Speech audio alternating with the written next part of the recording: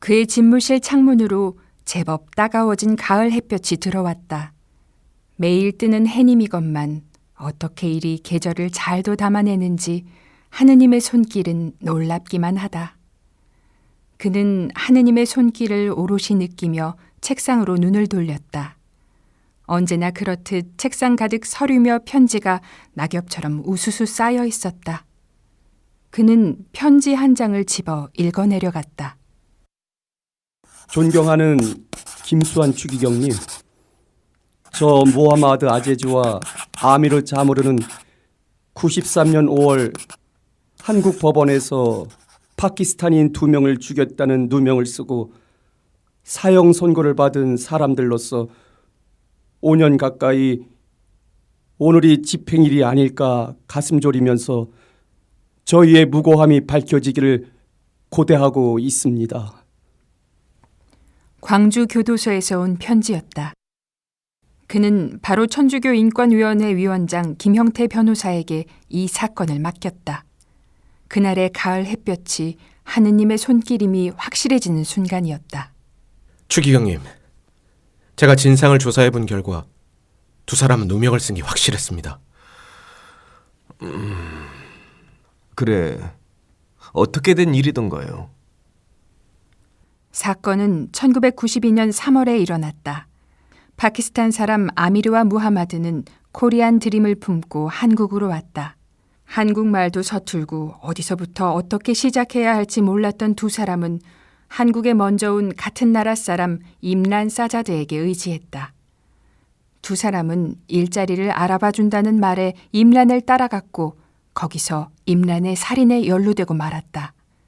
임란이 혼자 저지른 일임에도 당시 현장에 있던 아미르와 무하마드를 포함한 6명이 모두 붙잡혔다. 이 임란이란 사람이 자신의 죄를 아미르와 무하마드에게 뒤집어 씌운 모양입니다. 경찰은 상대적으로 한국말을 잘하는 임란하고만 소통을 했고요.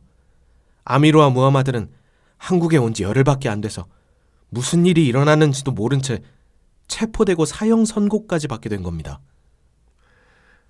통역이 없었나요? 있긴 있었는데 실력이 부족했습니다. 게다가 임란이 통역하는 사람마저 협박한 모양입니다. 아미르와 무하마드는 임란이 흉기를 어디에 숨겼는지도 알고 있더라고요. 제대로 된 통역만 붙여줬어도 흉기도 찾고 누명도 쓰는 일은 없었을 거란 생각이 드니 참담합니다. 그럼 증거도 안 나왔는데 두 사람에게 사형 선고를 한 겁니까? 네.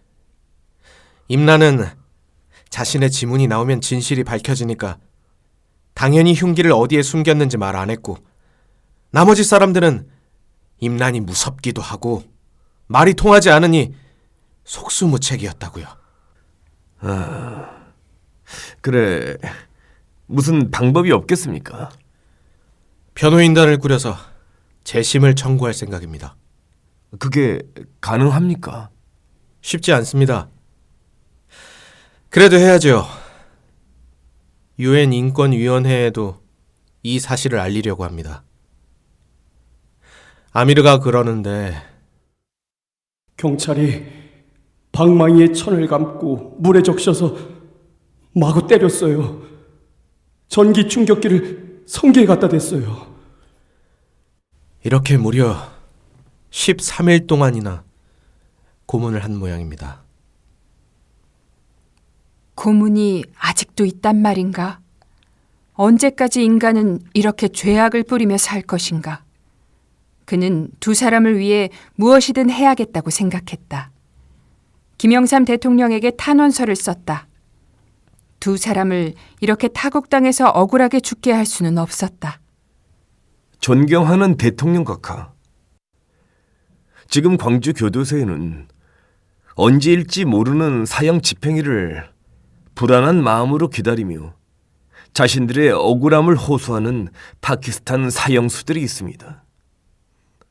이들의 억울하다는 주장이 근거가 없지 않고 상당히 신뢰할 만하기에 각하께서 수사 당국이 이 사건을 재수사할 수 있도록 조치해 주시기 바랍니다. 유엔 인권위원회와 국제인권단체인 엠네스티까지 이 사건에 집중했다. 그러나 법무부는 꿈쩍을 안 했다. 파키스탄에서 아들의 소식을 들은 무하마드의 아버지는 할 수 있는 게 없었다. 가정 형편에 도움이 되겠다고 먼 타국 땅에 간 아들이 감옥에 갇힐 줄이야 상상이나 했겠는가. 아들 얼굴이라도 보겠다고 빚을 내어 비행기표를 끊고 한국 공항에 도착했다. 그러나 입국이 거절당해 아들의 얼굴은커녕 공항 밖을 나가지도 못했다. 그대로 파키스탄행 비행기를 타고 돌아가야만 했다. 억장이 무너지고 눈물이 흘러도 한국은 가혹했다. 훗날 여러 사람의 도움으로 아들과 만난 무하마드의 아버지는 이렇게 말했다. 한국에 친절한 사람들도 많아요. 김수환 추기경, 재심 청구해준 변호사들, 면허 시간 조금이라도 더 주려 한 교도관들, 광주 교도소 앞 붕어빵 장사 아줌마. 그런데 법과 당국은 왜 그렇게 완고한 건가요? 친절한 한국 사람 중에 한 명이었던 그는 몇 년이 지나도 아미르와 무하마드를 잊지 않았다. 정권이 바뀌고 김대중 대통령을 만나서 그가 제일 먼저 한 이야기도 이것이었다.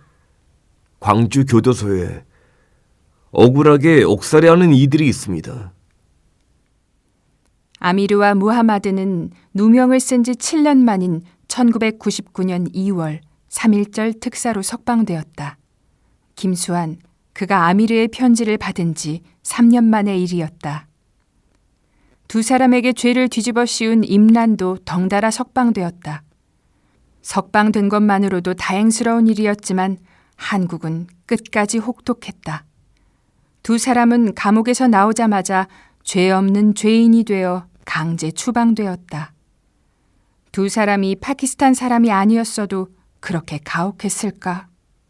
그는 한국 땅을 떠나는 두 사람에게 그저 미안한 마음뿐이었다. 한국을 이렇게 기억하게 해서 미안했다. 한국의 추기경으로 지낸 시간이 얼만데 한국을 아직도 사랑으로 채우지 못한 것에 미안했다.